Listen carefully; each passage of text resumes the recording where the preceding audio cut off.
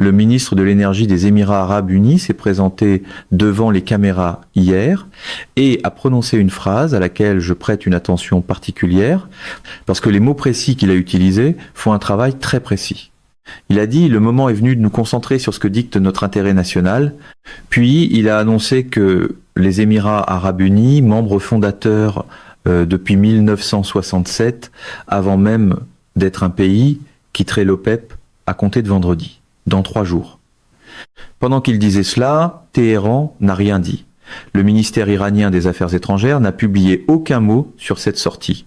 Les médias d'État iraniens n'ont rien publié.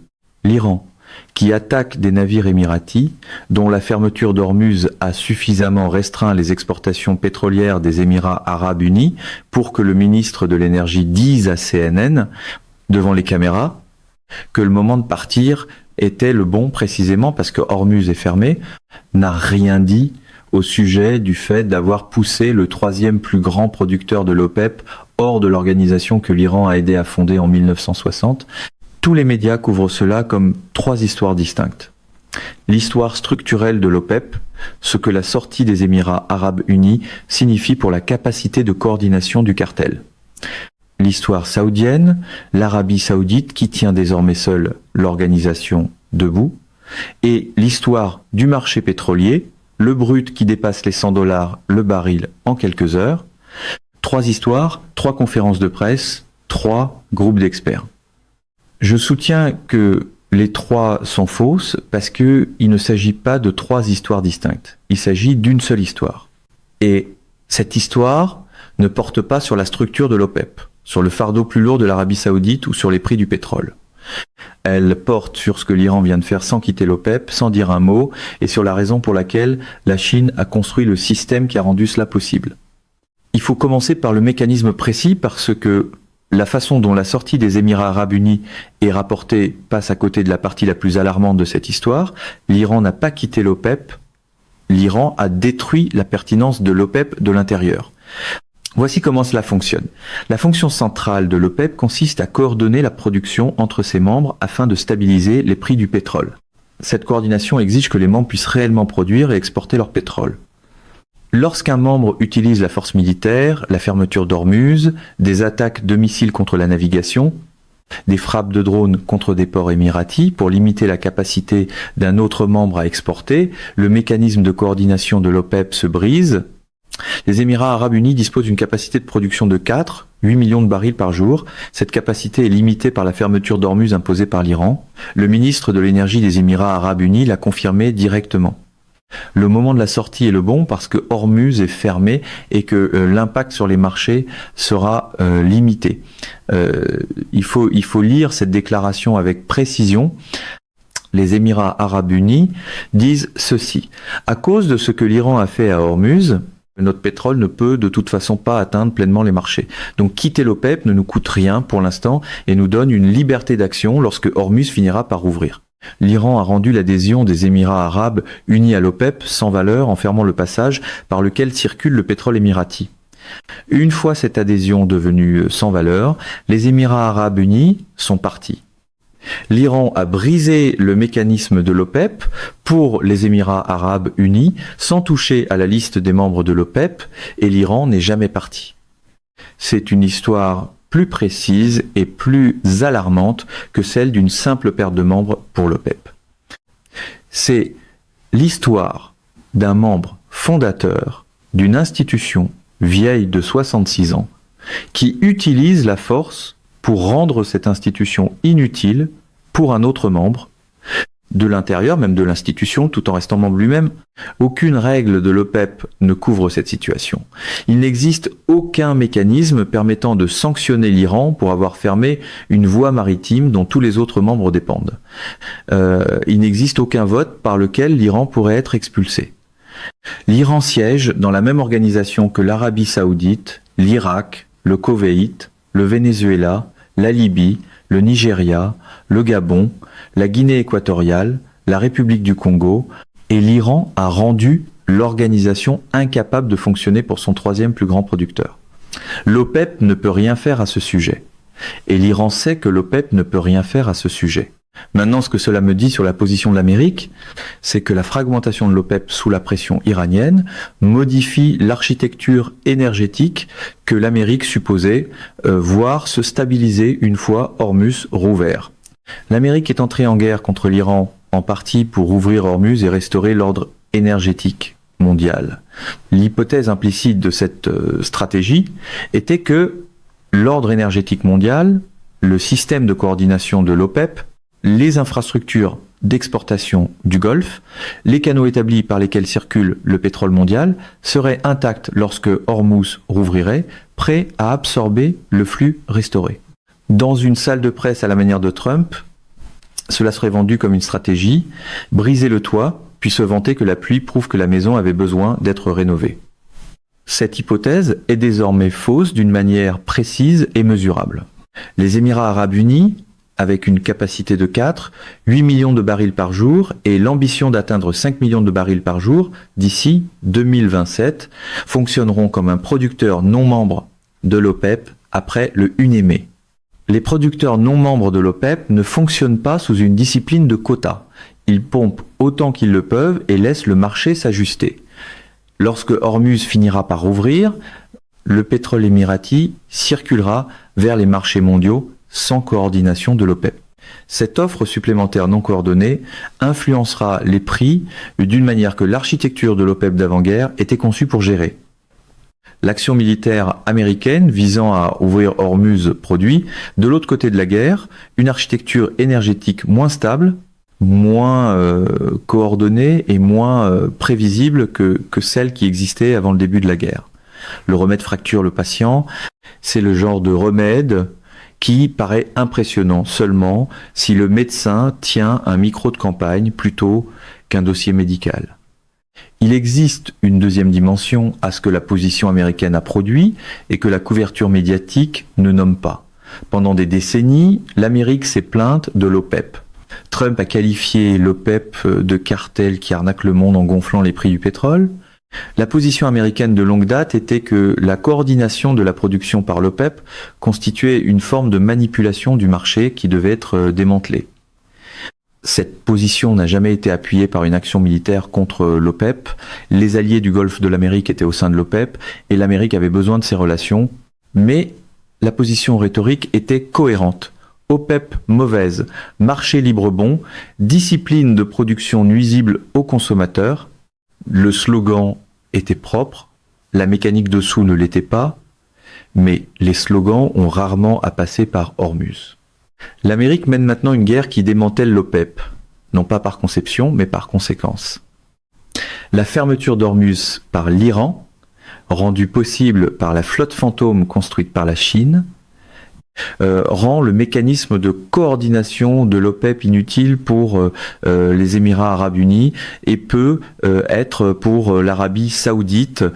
L'Amérique obtient le résultat qu'elle disait avoir toujours voulu, une OPEP affaiblie, avec moins de discipline de production par une guerre qu'elle n'a pas conçue dans ce but, au coût de 10 à 8 milliards de dollars en dépenses militaires, d'un tiers de son arsenal de Tomahawk, de 13 militaires tués, et d'un marché de l'énergie qui comporte des implications inflationnistes mondiales. Le cartel que l'Amérique détestait est démantelé par l'Iran. La Chine a construit le système qui a permis à l'Iran de le démanteler. Et l'Amérique paie le prix de ce démantèlement sans en contrôler l'issue. Ce n'est pas une doctrine, c'est une table de casino avec un drapeau derrière. Voici la question à laquelle il faut répondre. Comment un pays bombardé pendant 60 jours, bloqué dans ses ports, dont le guide suprême a été tué le premier jour, peut-il rester assis dans un cartel pétrolier qu'il est en train de briser activement et ne rien dire sur le fait qu'il le brise? Quel est le fondement structurel de cette indifférence? Un mot, la Chine. Pas la Chine comme acteur diplomatique dans l'histoire de l'OPEP. La Chine comme architecture économique ayant rendu l'adhésion de l'Iran à l'OPEP inutile avant même le début de cette guerre. Avant cette guerre, le quota de l'Iran au sein de l'OPEP était sa revendication officielle sur le marché pétrolier mondial. L'Iran avait le droit de produire et d'exporter du pétrole en coordination avec les autres membres. Ce quota était pertinent lorsque l'Iran dépendait du marché pétrolier officiel, des paiements en dollars, des pétroliers documentés, du transport maritime assuré, des transactions du réseau SWIFT pour monétiser sa production. Dès que la Chine a construit l'alternative, le quota iranien de l'OPEP est devenu une fiction. Il était maintenu pour l'apparence diplomatique plutôt que comme mécanisme économique. Il dépendait de la flotte fantôme, du système de paiement en yuan, de la réserve stratégique, des raffineries indépendantes, des transferts de navire à navire dans les eaux malaisiennes. La Chine a construit tout cela précisément pour déplacer le pétrole iranien vers des acheteurs chinois en dehors de tout mécanisme que l'Amérique, l'OPEP ou le régime international de sanctions pouvaient atteindre. Voici les mécanismes précis de son fonctionnement. Le brut iranien est chargé sur des pétroliers sanctionnés quittant les ports iraniens avec leurs transpondeurs éteints. Ces pétroliers se rendent dans les eaux malaisiennes, indonésiennes ou omanaises, où ils effectuent des transferts de navire à navire, pompant du brut en pleine mer vers des navires fantômes dont la propriété est dissimulée à travers des couches de société, écrans enregistrés dans plusieurs juridictions. Les navires fantômes se rendent ensuite dans des ports chinois, où la cargaison est déclarée comme du brut malaisien ou indonésien. Origine réétiquetée, sanctions contournées, documentation falsifiée au niveau de la raffinerie. Les registres douaniers chinois indiquent 0 importation en provenance d'Iran. Les importations chinoises enregistrées de soi-disant brut malaisien atteignent 3 millions de barils par jour, soit plus du double de toute la production pétrolière nationale de la Malaisie.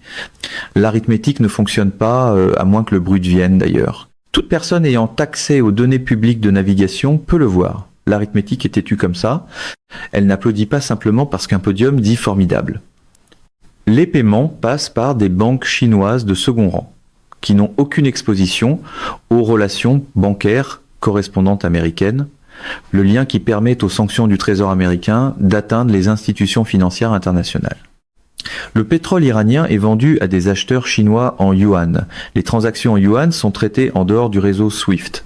L'Amérique ne peut pas appliquer de sanctions en dollars contre des transactions qui n'impliquent pas de dollars. En théorie, l'Amérique peut sanctionner les banques chinoises elles-mêmes.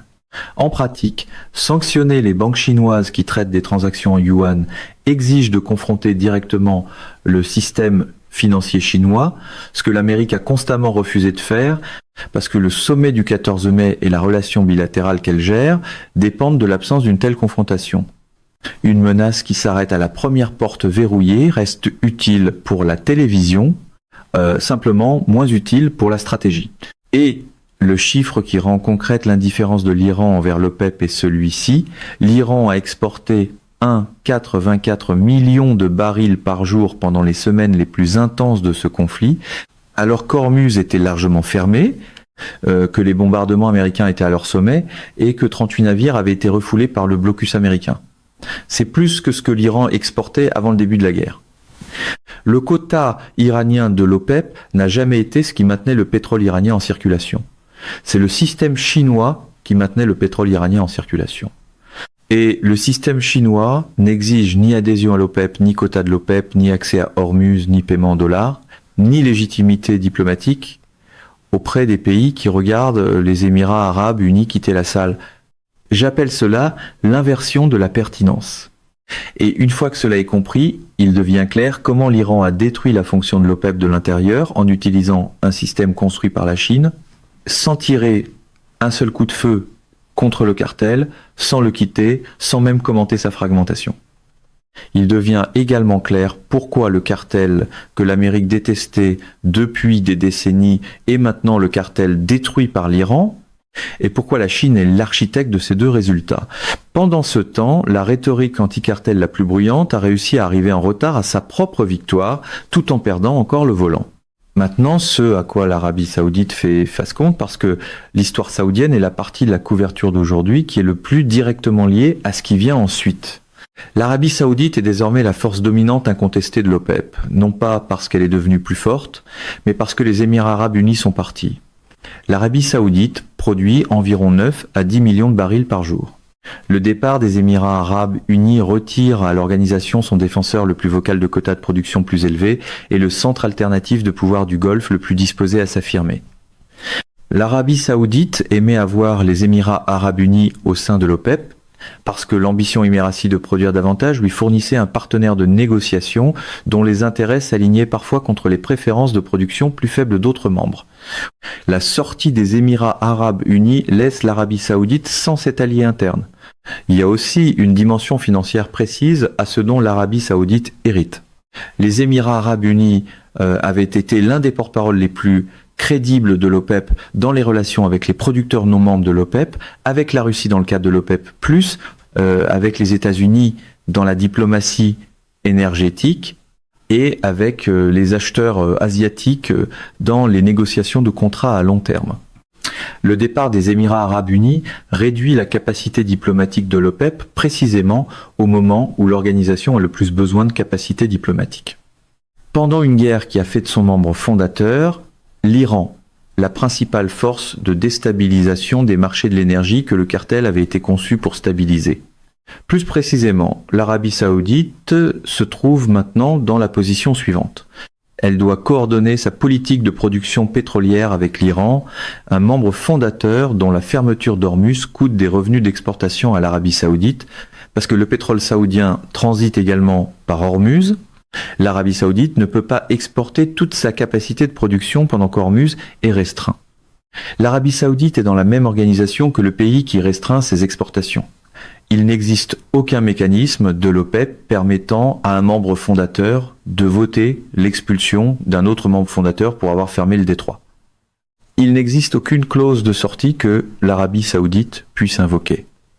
Le Wall Street Journal a rapporté que l'Arabie Saoudite pressait Washington d'abandonner le blocus, craignant que l'Iran ne riposte contre des voies maritimes essentielles. Ce rapport signifie que l'Arabie Saoudite est simultanément dans l'OPEP avec l'Iran, qu'elle presse l'Amérique d'alléger la pression sur l'Iran et qu'elle absorbe les conséquences de marché de la fermeture d'Ormuz par l'Iran. L'Arabie Saoudite fait trois choses contradictoires à la fois.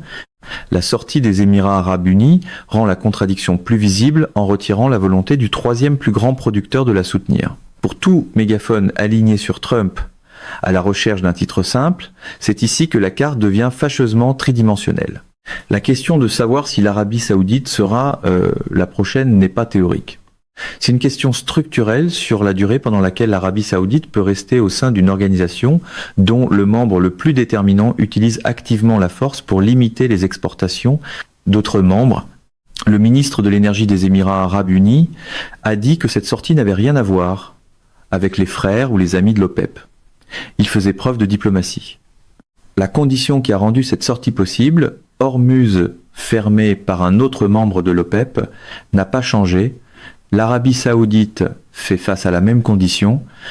La question est de savoir si l'intérêt de l'Arabie Saoudite pour l'OPEP comme mécanisme de coordination l'emporte sur le dysfonctionnement que la position iranienne à Ormuz a introduit.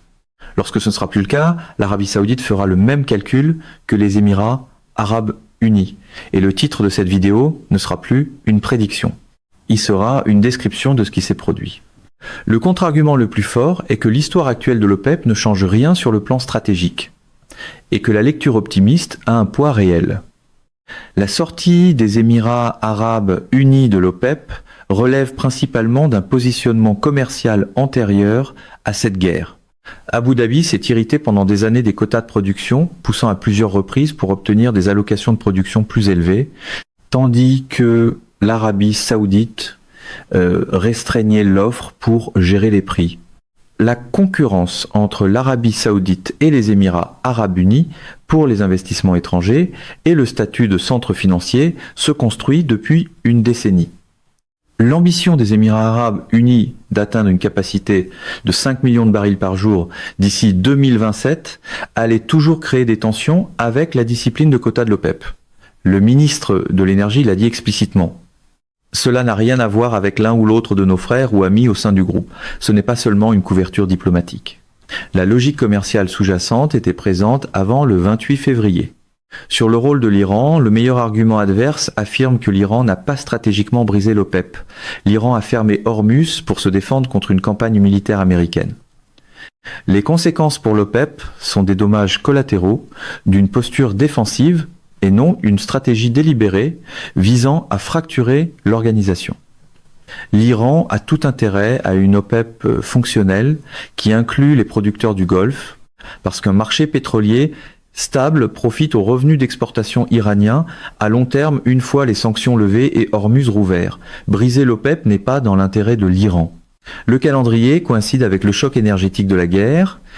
Sur le rôle de la Chine, le meilleur argument adverse affirme que la flotte fantôme chinoise a été construite pour contourner les sanctions occidentales sur le pétrole iranien et non pour remplacer l'OPEP comme cadre de marché pour l'Iran. Lorsque les sanctions seront levées, ce que tout accord devra éventuellement aborder, l'Iran aura besoin des mécanismes de coordination de l'OPEP pour gérer son retour sur les marchés pétroliers officiels. L'infrastructure chinoise complète l'OPEP pour l'Iran. Elle ne rend pas la pertinence de l'OPEP définitivement inutile. Tout cela est cohérent. La logique commerciale est antérieure à la guerre. La fragmentation de l'OPEP est collatérale, non stratégique. Le système chinois est un complément, non un remplacement. Mais voici ce que ce meilleur argument adverse ne peut pas expliquer. Le ministre de l'énergie des Émirats arabes unis a dit à CNN que le moment était le bon parce que Hormuz est fermé. Ce n'est pas un calcul commercial antérieur à la guerre, c'est les Émirats arabes unis qui disent explicitement ceci. L'action de l'Iran à Hormuz a créé les conditions qui rendent maintenant précisément raisonnable le fait de quitter l'OPEP. La guerre a créé le moment, la frustration commerciale a créé la volonté. La fermeture d'Hormuz par l'Iran a fourni l'occasion. Ces trois choses ensemble ont produit une sortie qui n'aurait pas eu lieu sans l'action militaire iranienne. Et aucun coup de tonnerre en conférence de presse ne peut transformer « nous n'avions pas planifié cela en nous l'avons contrôlé ». Et l'Iran n'a rien dit à ce sujet. Un pays réellement intéressé à la survie de l'OPEP comme mécanisme de coordination, servant ses intérêts à long terme, dirait quelque chose lorsque ses actions poussent le troisième plus grand producteur à partir. Le silence de l'Iran n'est pas de la retenue diplomatique. C'est la confirmation que la fonction de l'OPEP est inutile dans le calcul actuel de l'Iran et la raison pour laquelle elle est inutile, ce sont les 84 millions de barils par jour que l'Iran fait circuler chaque jour de cette guerre en dehors du système de l'OPEP. Trois choses doivent être observées lorsque le départ des Émirats arabes unis prendra effet vendredi. La première est de savoir si un autre membre de l'OPEP du Golfe fera une déclaration publique dans les prochaines 72 heures au sujet de la sortie des Émirats arabes unis en mentionnant précisément l'Iran. Le ministre de l'énergie des Émirats arabes unis n'a rien dit au sujet de l'Iran dans sa déclaration de départ. Si un membre restant de l'OPEP, le Koweït, l'Irak, l'Arabie saoudite, publie une déclaration reliant la sortie des Émirats arabes unis à la situation d'Hormuz, plutôt que de la traiter comme une décision commerciale bilatérale, ce membre brisera la discipline diplomatique qui a maintenu les contradictions internes de l'OPEP non dites. Des liens nommés entre la fermeture d'Hormuz par l'Iran et la santé structurelle de l'OPEP signaleraient que les membres du Golfe restant de l'organisation calculent leur propre sortie. Plus précisément, toute déclaration du ministère saoudien de l'énergie dans les 72 heures suivant le UNEME au sujet de la cohésion de l'OPEP compte. Un optimisme saoudien au sujet de l'OPEP signifie que l'Arabie saoudite a décidé d'absorber le dysfonctionnement. Le silence saoudien signifie que l'Arabie saoudite calcule. La deuxième est ce qui arrivera au volume de production pétrolière des Émirats arabes unis dans les semaines suivant le UNEME. Les Émirats arabes unis disposent d'infrastructures d'exportation à Fujairah, un port sur le golfe d'Oman à l'extérieur d'Hormuz, accessible sans transiter par le détroit. L'oléoduc de Bru d'Abu Dhabi transporte 5 millions de barils par jour d'Abu Dhabi à Fujairah sans toucher à la voie maritime fermée. Si les volumes de production des Émirats arabes unis augmentent par Fujairah après la sortie de l'OPEP, les Émirats arabes unis monétiseront immédiatement la liberté de production que cette sortie leur procure en utilisant la route hors Hormuz rendue nécessaire par la fermeture iranienne. Les données du terminal de Fujairah comptent précisément une augmentation de l'activité des pétroliers à Fujairah, en mai montrerait que la sortie des Émirats arabes unis avait été planifiée autour de la fermeture d'Hormuz et que cette sortie était le mécanisme permettant de tirer parti de cette contrainte et non une réponse à celle-ci. La troisième est ce que la Chine dira au sujet de l'OPEP après le 1er mai. La Chine est le plus grand importateur de pétrole au monde. Les décisions de production de l'OPEP influencent le prix que la Chine paie pour ses importations d'énergie. Une OPEP plus faible, plus fracturée, qui vient de perdre son troisième plus grand producteur et qui coordonne sa production avec un membre fondateur dont la fermeture d'Ormuz mine la capacité d'exportation de tous les autres membres, est une OPEP moins capable de gérer les prix à la baisse lorsqu'ils montent. La Chine a intérêt à des prix de l'énergie stable à moyen terme, même si sa réserve stratégique prend de la valeur avec les prix élevés d'aujourd'hui. Si la Chine commente positivement la résilience de l'OPEP, elle protège l'organisation qui limite encore une partie de l'offre. Si la Chine ne dit rien, elle calcule qu'une OPEP plus faible sert mieux sa position actuelle qu'une OPEP plus forte. Le signal clé est de savoir si un responsable chinois de l'énergie, un commentaire de Xinhua ou un média d'État aborde la sortie des Émirats arabes unis en des termes chaleureux, neutres ou absents. La température de la réponse chinoise à la fragmentation de l'OPEP me dira dans quelle mesure la Chine avait anticipé et planifié cette fragmentation.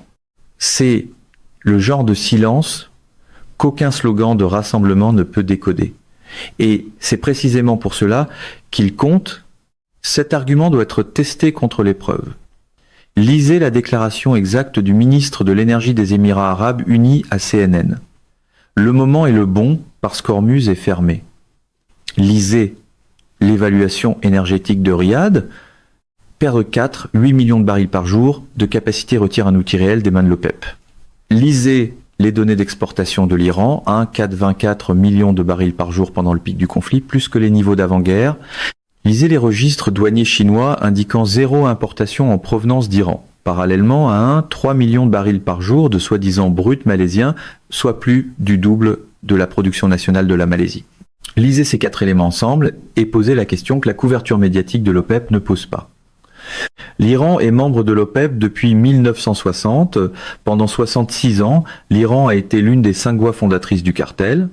En 60 jours de guerre, l'Iran a rendu le cartel inutile pour son 3e plus grand producteur, en fermant le détroit par lequel circule le pétrole de ce producteur, tout en restant membre, en ne disant rien, et en exportant plus de pétrole qu'avant la guerre. Le cartel que l'Amérique détestait parce qu'il faisait grimper les prix mondiaux du pétrole, est maintenant le cartel que l'Iran a détruit de l'intérieur. Et la Chine a construit le système qui a rendu cette destruction possible sans que l'Iran ait même besoin de le faire. Alors, la grande performance se termine par un tour familier. L'acteur le plus bruyant quitte la scène en prétendant tout contrôler, pendant que la machine continue de tourner quelque part hors caméra.